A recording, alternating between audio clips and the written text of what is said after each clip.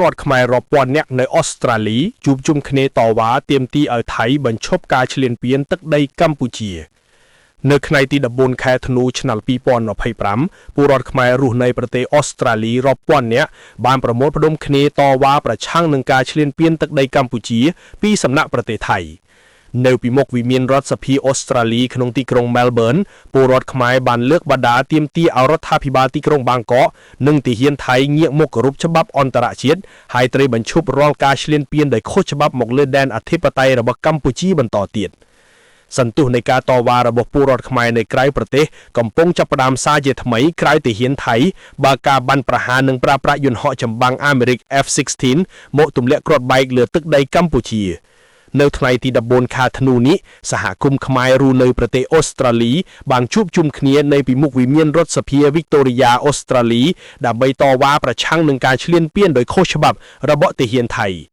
ពលរដ្ឋខ្មែរនៅអូស្ត្រាលីបានដង្ហោយហៅសហគមន៍អន្តរជាតិឲ្យថ្កោលទោសនិងចាត់វិធានការឆ្លើយតបជាបន្ទាន់ចំពោះអរិភាពរបស់ថៃមកលើកម្ពុជា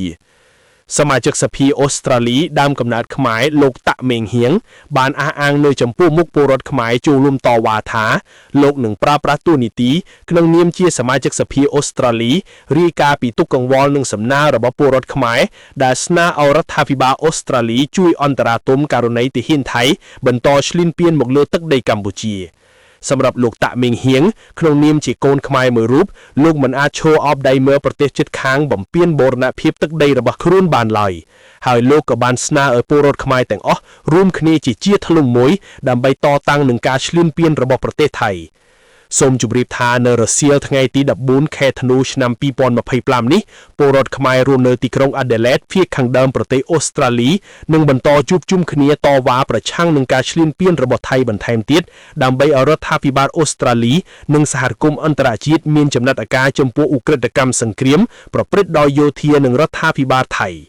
ចំណែកពលរដ្ឋខ្មែររស់នៅប្រទេសកូរ៉េខាងដើមវិញក៏នឹងត្រៀមដើរក្បួនតវ៉ាប្រឆាំងនឹងការប្រើប្រាស់កម្លាំងយោធាដ៏ទំនើបរបស់ថៃមកបំពានលើដែនអធិបតេយ្យភាពកម្ពុជា